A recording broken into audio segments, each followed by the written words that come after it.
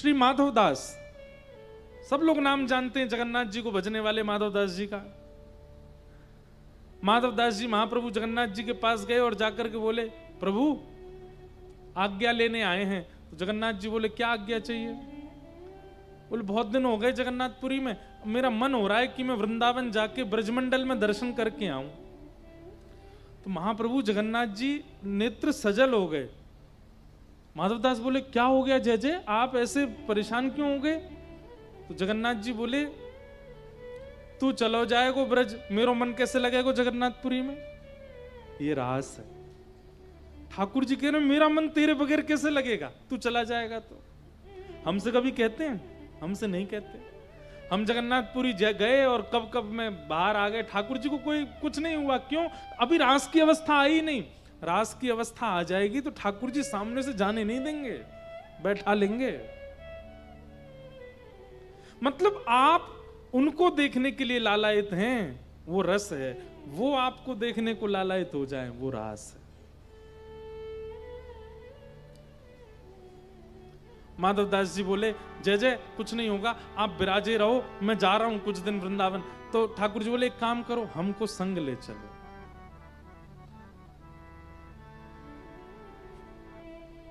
माधवदास जी बोले, श्री मंदिर से गुंडीचा जाने के लिए 6 महीना से रथ बनाना पड़ता है। नेक दूर जाने के लिए 6 महीने नंदी घोष रथ का निर्माण करना पड़ता है। उसमें भी आप असंख्य पुजारियों के द्वारा उठाए जाते हो, तब तो नीचे खिसक के आते हो। उसके बाद रथ में बैठते हो और फिर 3 दिना में तो आप गुंडीचा पहुंचते हो। आपको वृंदावन ले जाना का मतलब क्या है? पूरी सुनामी लेकर के जाना। यहीं विराजे रहो, हम जा रहे हैं। जगन्नाथ जी बोले, ऐसा मत करो, हमको ले चलो। माधवदास जी बोले, नहीं नहीं, आप यहीं विराजो, हम जा रहे हैं। माधवदास जी चले गए। लेकिन ठाकुर जी को स्थूल रूप से साथ थोड़ी चलते हैं, ठाकुर जी तो चैतन्य रूप से साथ चलते हैं। माधवदास जी को रात्रि हुई नहीं कि इतनी जोर की भूख लगी। कहां 3-3 दिन तक भोजन जीतने वाले, भोजन पर विजय करने वाले माधवदास जी आज व्याकुल हो गए। इतनी भूख लग रही है, इतनी भूख लग रही है कि मन कर रहा है कि वृक्षों के पत्ते खा जाऊं, इन वृक्षों को तोड़ के खा जाऊं, ऐसी भूख लगने लगी। और माधवदास जी को चिंता भी हो रही है कि मुझे कभी ऐसी भूख तो नहीं लगी, आज इतनी भूख क्यों लग रही है? सुबह महाप्रसाद पाया था। एक गांव में पहुंचे, एक मैया के यहां जाकर के निवेदन, मैया मुझे बहुत जोर की भूख लगी है, अपना परिचय बाद में दूंगा, आपका बाद में पूछूंगा, पहले भोजन कराओ। मैया ने थाली लगाई, माधवदास जी प्रेम से पाने लगे। मैया ने आके कही, अकेले अकेले पालोगे, बगल में तुम्हारे इतना छोटा सा बालक ऐसे टुकुर टुकुर थाली की ओर, इसको कौन पवाएगा? माधवदास जी बोले, कौन है मैया? मेरे आसपास तो कोई भी नहीं है। मैया बोली, अरे झूठ और बोलते हो, बगल में छोटा सा बालक बैठा है, बड़े बड़े विशाल नेत्र हैं, ऐसे गुलाबी गुलाबी से गाल हैं, श्याम वर्ण की कांति है, घुंघराले केश हैं, और ऐसे मुंह में पानी आ रहा है, तुम्हारी थाली की ओर देख रहा है, तुम उसको खवा भी नहीं रहे हो। माधवदास जी बोले, अरे समझ गया ये कौन है, तभी तो कहूं इतनी भूख क्यों लग रही है। अरे महाप्रभु जगन्नाथ जी आप हैं क्या? इतने में ठाकुर जी प्रकट बोले, हाँ हम हैं, हम तुम्हारे संग ही चल रहे हैं, तुम हमको छोड़ आए, स्थूल रूप से हम जगन्नाथ जी में, चैतन्य रूप से तुम्हारे संग ही चल रहे हैं। इसे कहते हैं रास। ठाकुर जी छोड़ नहीं रहे एक पल के लिए भी। महाराज, जिन माधवदास जी को महीना भर में वृंदावन पहुंच जाना था, 6 महीना लगे पहुंचने में। क्यों? 5 कदम चले भूख लगी आवे। कभी कभी, हे जगन्नाथ जी नेक डट जाओ, नेक तो चलन दो मोह, तो नेक में ही भूख लग जाती है आपको। महाप्रभु जी बोले, 8 बार भोग तो लगाना ही है दिन भर में। 8 बार भोजन करते। कहां तो व्यक्ति चलता है तो 1-8 किलो वजन कम होता है उसका, लेकिन माधवदास जी जब चले थे जगन्नाथपुरी से, तब थे 50 किलो के, वृंदावन पहुंचे 70 किलो के, मोटे हो गए। इतना प्रसाद पाया। ये है रास। हमें कहां अनुभव होता है ऐसे भावों का? रास का मतलब नाचना नहीं होता है। गोपियों के साथ ये लीला की है ठाकुर जी ने, इसको रास कहते हैं। अब आप कहेंगे तो फिर नृत्य क्यों, महाराज के नाम पर नृत्य क्यों होता है? अरे भाई, जब आपको पता चल जाए कि ठाकुर जी आपके हो गए, आपके पास आ गए, तो आप नृत्य ही तो करोगे। व्यक्ति जब अति प्रसन्न होता है तो ना नाचना जानने वाला व्यक्ति भी नृत्य करता है। गोपियों ने इसलिए नृत्य किया, बाकी नृत्य जो किया है वो रास नहीं है, उससे पहले जो जो हुआ है वो रास है। आज शरद पूर्णिमा के चंद्रमा उदित हुए आकाश में,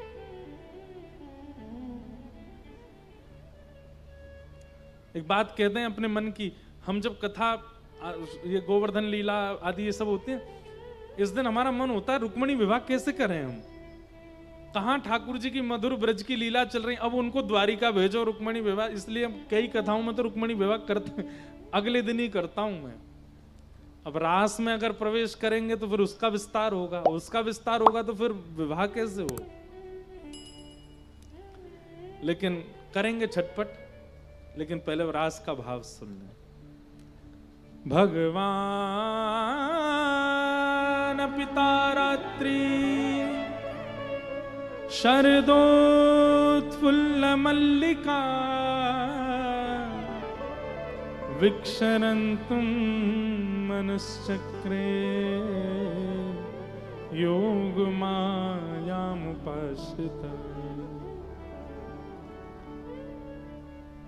भगवान, रास के प्रारंभ में ही जो शब्द प्रयोग किया गया भगवान, बोले भैया सावधानी से सुनना, इस लीला को सुनने के बाद कईयों के चित्त में प्रश्न प्रकट हो सकता है, परंतु ये बात याद रखना, ये लीला कोई बालक नहीं कर रहा है, साक्षात भगवान कर रहे हैं।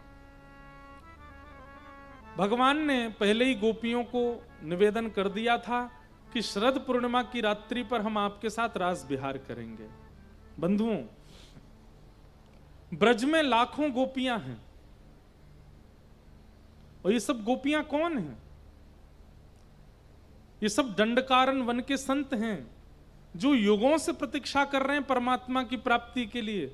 जब भगवान राम रूप में आए तब भी ठाकुर जी इनसे मिल नहीं पाए, तो ठाकुर जी ने इनको संदेश भिजवाया कि आप सब लोग तप कीजिए और द्वापर में आप सब ब्रज की गोपी बन के आना, मैं राम ही द्वापर में कृष्ण बन करके आऊंगा, और तब आप सब ब्रज गोपियों के साथ में प्रियतम भाव से रास विहार करूंगा। इन लोगों ने प्रश्न किया, हमें कैसे पता चलेगा कि आप कौन हो, आप कहां प्रगटे हो? तो ठाकुर जी बोले, मेरा दर्शन करते ही आपके चित्त में अपने आप स्फूर्ति प्रेम की होने लगेगी, और केवल उन गोपियों के चित्त में स्फूर्ति होगी जो युगों से मेरी प्रतीक्षा कर रही हैं। तो जब से श्री कृष्ण वृंदावन में जन्मे हैं, कुछ कुछ गोपियां ऐसी हैं जो यशोदा जी की उम्र की हैं, लेकिन नेक्स्ट से लाला को देख करके उनके चित्त में ऐसा भाव आता है कि ये तो हमारे प्रियतम हैं, ये तो हमारे प्राणनाथ हैं। भैया, आपको किसी के प्रति प्रेम भाव प्रकट तब हो सकता है जब वो आपकी सम उम्र का हो, या आपके साथ कुछ उम्र का हो, या सुंदर हो, या आपके परिवार वालों को प्रिय हो, आदि आदि। 5 दिन 5 महीने के बालक से प्रेम हो रहा है, और वैसा प्रेम की एक जैसे प्रियतमा प्रियतम के प्रति करती है। अरे कहां तक कहें, जब 3 वर्ष के ठाकुर जी नंद भवन से निकलते हैं ना, 3 वर्ष के, कई गोपियां घूंघट कर लेती हैं और ऐसे ऐसे भाव रखती हैं जैसे उनके प्रियतम जा रहे हों। ये भाव कैसे हो सकता है? क्योंकि ये काम लीला नहीं है, ये प्रेम लीला है। वो गोपियां हैं जो जानती हैं कि ये साक्षात परमात्मा है, ये साक्षात ईश्वर हैं, और हम युगों से इनकी प्रतीक्षा कर रही हैं। हम किसी जन्म में संत बनी हैं, किसी जन्म में वेद की ऋचाएं बनी हैं, और इस जन्म में गोपी बन करके आई हैं। ये हमारे प्रियतम हैं। भगवान ने उन सब गोपियों को आश्वासन दिया कि हम शरद पूर्णिमा पर आपके साथ रास विहार करेंगे। आज जैसे ही शरद की ऋतु आई, शरद पूर्णिमा प्रकट हुए, कोई गोपी दूध काट रही है, कोई गोपी अपने घर में भोजन बना रही है, अनेक अनेक कार्यों में सब व्यस्त थी। लेकिन जैसे ही सुना कि कृष्ण आए हैं, उस कार्य को यथावत वहीं छोड़ करके दौड़ी हैं कृष्ण से मिलने के लिए। बंधुओं, एक बात सुनिएगा, राहुल केला में कथा होनी है, ये जैसे ही पता चला जिन जिन को, कईयों को तो कथा शुरू होने से 2 घंटा पहले ही पता चला कि कथा हो भी रही है यहाँ पे।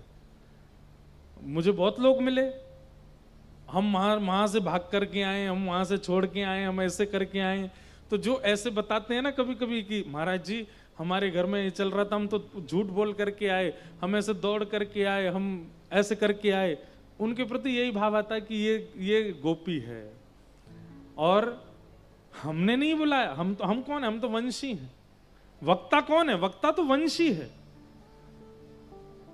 वंशी में सप्त स्वर हैं। वक्ता अपने कंठ के स्वरों से आपको जो भी कुछ सुना रहा है वो सब प्रकट तो जगन्नाथ जी से हो रहा। वक्ता तो वंशी है और इस वंशी की वाणी सुनकर के जो जिस स्थिति में उसी स्थिति में दौड़ पड़ते हैं, समझो उनको श्री कृष्ण ने बुलाया, क्योंकि यही स्थिति रास में हुई थी।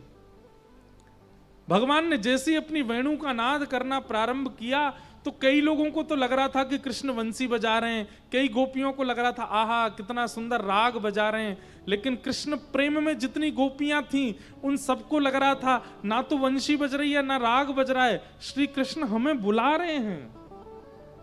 और उसी समय वे दौड़ पड़ी हैं मिलने के लिए। असंख्य गोपियां पहुंच गई। श्याम सुंदर सामने बैठे हैं, 7 वर्ष के हैं, 7.5 वर्ष के ठाकुर जी। और यहां सब बड़ी बड़ी गोपियां, कई यशोदा जी की उम्र की हैं, कोई यशोदा जी से भी बड़ी उम्र की हैं, कोई छोटी छोटी हैं। मतलब 6 वर्ष से लेकर के 80 वर्ष तक की सब गोपियां हैं सामने। और 7 वर्ष के ठाकुर जी उन गोपियों को देखते हैं और देख करके कहते हैं स्वागतम वो महाभाग प्रियम किम करवाणि व ब्रजस्या नामयम कस्येत् ब्रूता गमन कारण। आइए आइए आइए, स्वागतम स्वागतम। इतनी सारी गोपियां, इतनी रात को आप सबके यहां आने का कारण जान सकता हूं मैं? अब ठाकुर जी परीक्षा ले रहे हैं और गोपियों से कह रहे अच्छा तो तुम इतनी रात को चंद्रमा देखने आई हो, देख लिया, अब चलो वापस चली जाओ, अपने अपने घर को जाओ।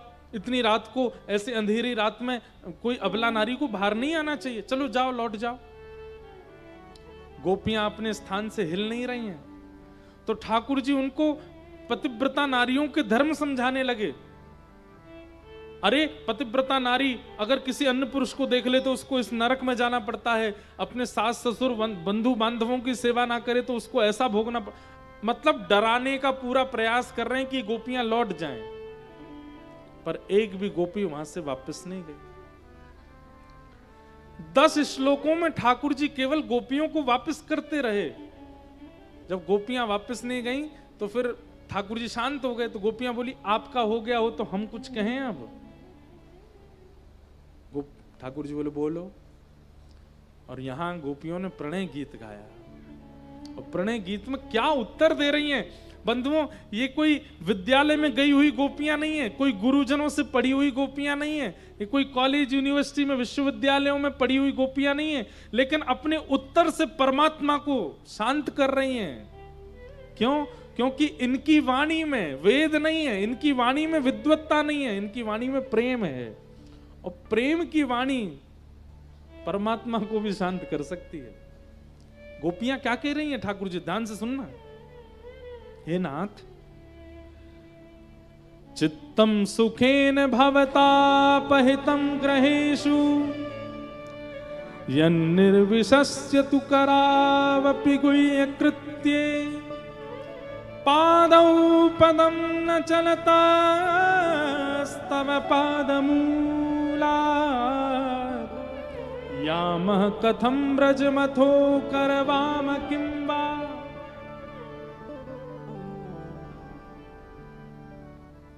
गोपियां कहती हैं आपने हमको पतिव्रता नारियों के धर्म क्यों बताए? आपको क्या लग रहा है हम व्यभिचारिणी हैं? आप हमारे प्रति व्यभिचारिणी का भाव करते हो। अरे श्री कृष्ण, या तो अपनी वाणी सुधार लीजिए। ठाकुर जी बोले मैंने क्या बोला? बोले किसने कहा सर्वधर्मान परित्यज्य माम एकम शरणम ब्रज, सब छोड़ करके मेरी शरण में आ जाओ। और आज जब सब छोड़ करके आ गई तो कह रहे हो कि अपने अपने धर्म को पहचानो, वापस चली जाओ। और आप हमें पतिव्रता नारी का धर्म समझा रहे हो, पति की सेवा करना आदि आदि। हमारी एक बात सुनो, क्या एक पतिव्रता नारी थी, उसका पति परदेश जा रहा था, तो पत्नी बोली आप विदेश चले जाओगे, मैं तो आपका पाने के बाद ही भोजन पाती हूं, आपको सुलाने के बाद ही सोती हूं, आपको सब कुछ अर्पित करने के बाद ही, अब आप ही चले जाओगे तो मैं कैसे रहूंगी? तो पति ने कहा देवी एक काम करो, ये मेरी मूर्ति रख लो, और जब तक मैं वापस ना आऊं इन्हीं को पति मानना, और सब कुछ इसके साथ, इसको पवाना, इसको नहलाना, इससे पूछना, इससे बात करना, अपना पातिव्रत धर्म इसके साथ निभाना, और जब मैं लौट करके आ जाऊं तो फिर मेरे साथ रहना। 5 वर्ष तक पति लौट करके नहीं आया, और 5 वर्ष तक वो पतिव्रता नारी मूर्ति को ही पति मान करके रहती है। अचानक 5 वर्ष बाद अपने पति को वो सुला रही होती मूर्ति वाले को, और असली पति द्वार पर आ जाता है। बताओ श्री कृष्ण, उसको क्या करना चाहिए?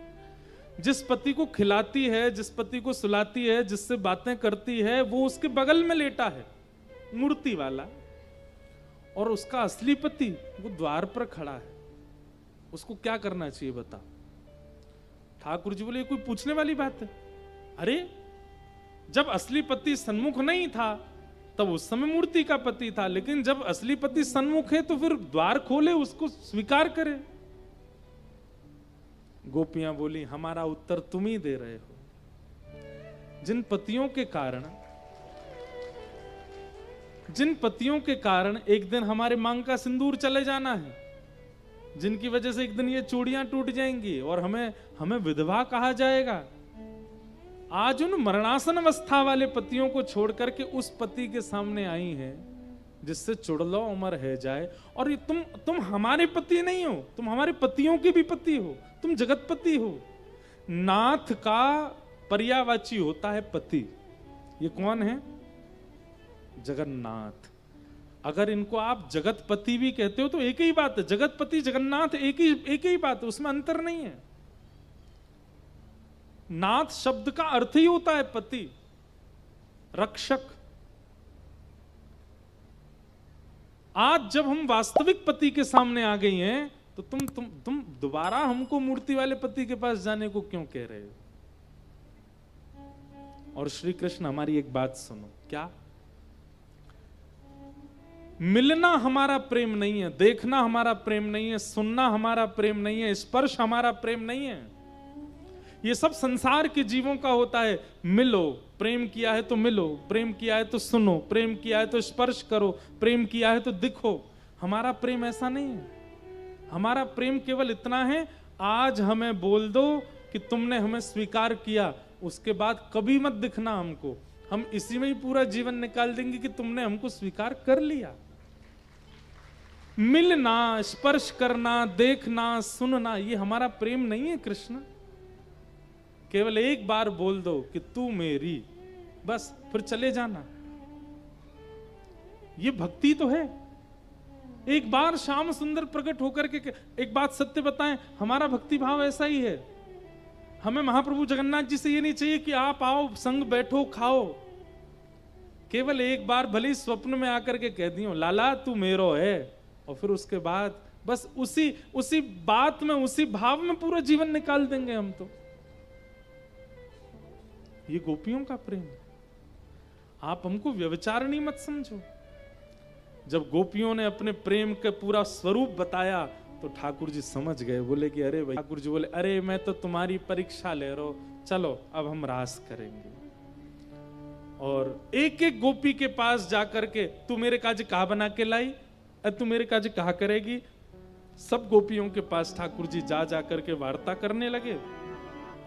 गोपियों को अभिमान हो गया, हम परम सुंदरी हैं इसलिए ठाकुर जी हमारे पास आ रहे हैं। इस बात को सुनते ही ठाकुर जी को बहुत कष्ट हुआ। अब यहां प्रश्न उठता है कि गोपियों को अभिमान क्यों हुआ?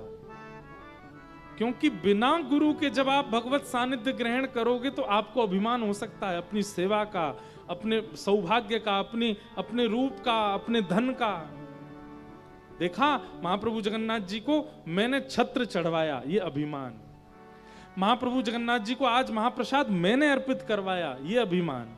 आज ध्वजा जी की सेवा मैंने करवाई है, ये अभिमान कई लोगों को हो जाता है। कई जगह हम जाते हैं, लोग बाग आकर के केवल यही बताते रहते हैं कि वो ठाकुर जी के लिए क्या क्या करते हैं। एक जगह हम गए, महाराज जी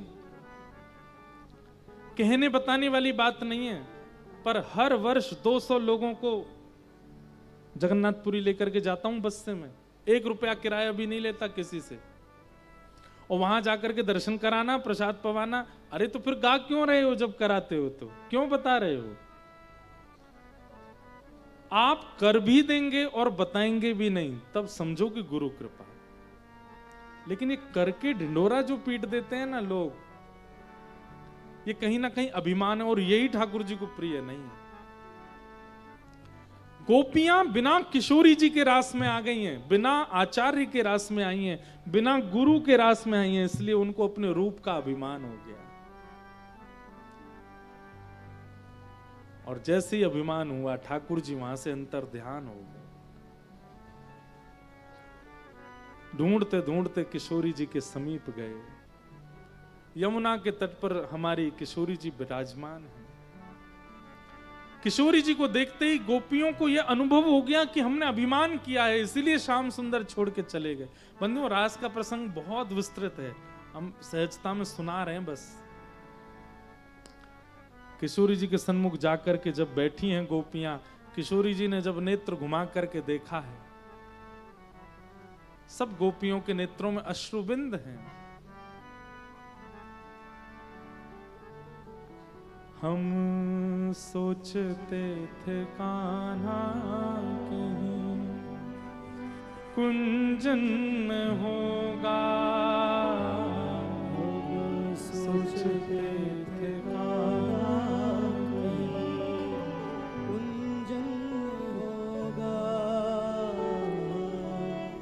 सोचते थे कान्हा कहीं कुंजन में होगा, सोचते थे कान्हा कहीं कुंजन में होगा। हो अभी तो मिलन का हमने सुने होगा, अभी तो मिलन का हमने सुने होगा। सुन के प्रेम की परिभाषा, सुन के प्रेम की परिभाषा मन में बंधी थी जो आशा, मन में बंधी थी जो आशा, आशा हुई रे निराशा, झूठी दे गया दिलासा, हमें श्याम ना मिला, हमें श्याम ना मिला, हमें श्याम ना मिला, हमें श्याम ना मिला। ए सुन राधिका दुलारी,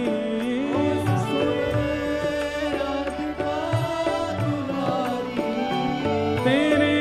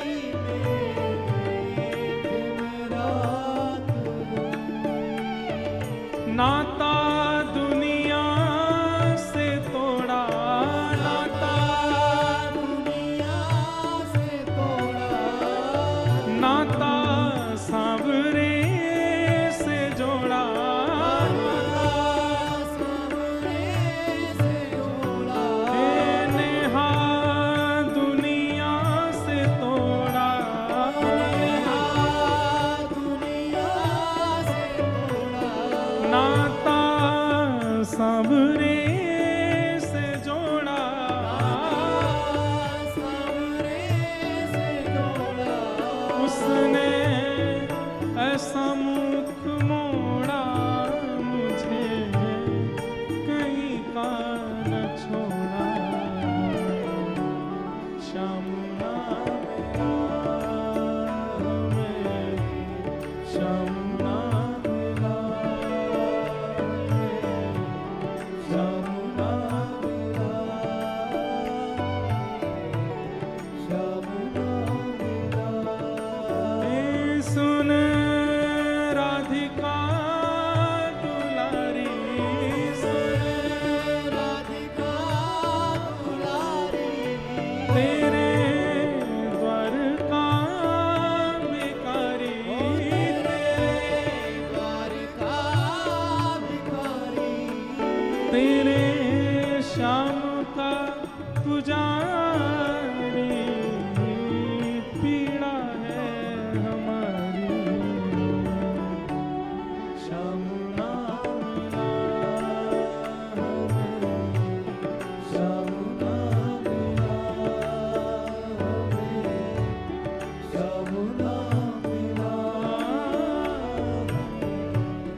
श्याम नाम, ओ हमें श्याम नाम मिला, श्याम नाम मिला, हमें श्याम नाम मिला, श्याम नाम मिला।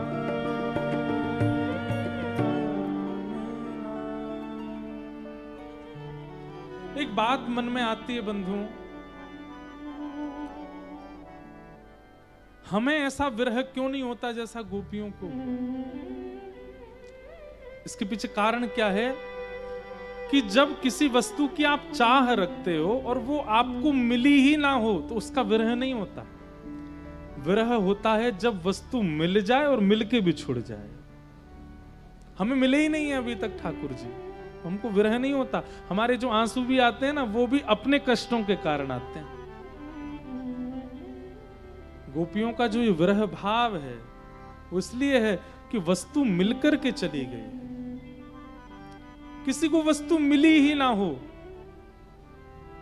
उसका रोना, उसका व्याकुल होना, उसका परेशान होना सामान्य हो सकता है, पर वस्तु का प्राप्त होकर के उसका आस्वादन करके फिर वस्तु का दूर हो जाना, ये बहुत कष्टदायी होता है। गोपियों की स्थिति, गोपियों ने गोपी गीत गाया और गोपी गीत गाने के पश्चात ठाकुर जी प्रकट हो गए। गोपी गीत भागवत जी के प्राण है, तो एक श्लोक में गा देता हूं। तब कथामृतम तप्त जीवनम कविभिरेडितम कल्मषापहम श्रवणमंगलम श्रीमदाततम् भुवि गृह्णन्ति ते भूरिदा जना। गोपियों ने गोपी गीत गाया, ठाकुर जी प्रकट हो गए और अब जितनी गोपी हैं उतने कृष्ण हो गए और कथा अब लीला में महारास हुआ। एक कृष्ण अनेक गोपी वो रास, जितनी गोपी उतने कृष्ण ये महारास। कथा में भी कई बार ऐसा होता है कि सुनते सुनते ऐसा लगने लगता है कि व्यास जी हमको ही कथा सुना रहे हैं, ये बाकी राउल केलावासी तो केवल भीड़ बढ़ा रहे हैं, कथा तो मुझे सुनाई जा रही है। जब ऐसी स्थिति लगने लग जाए तो समझो अब ये महारास है। कई लोगों को ऐसा अनुभव होता है, ये तो मेरी बात कही गई, ये तो मेरे परिवर्तन की बात बताई गई, ये बात तो मेरे लिए, मेरा प्रश्न था उसका उत्तर दिया गया। अब कथा तो इतने लोग सुन रहे हैं, आप कोई स्पेशल नहीं थे, लेकिन कई बार वक्ता के मंच से, मुख से निकली गई बातें ऐसा लगने लगता हमारे लिए है। वही स्थिति महारास में होने लगी। गोपियों को लगा उसके साथ नहीं नृत्य कर रहे हैं, उसके यहां नहीं जा रहे हैं, ये तो केवल मेरे से मिलने आए हैं, वही महारास हो गया। ठाकुर जी ने अपना रूप ऐसा किया कि प्रत्येक गोपी को लगने लगा कि ये मेरे साथ रास कर रहे हैं। महारास हुआ। महारास में ब्रह्मा जी पधारे और सब जन पधारे और सबके साथ सुंदर महारास विहार हुआ।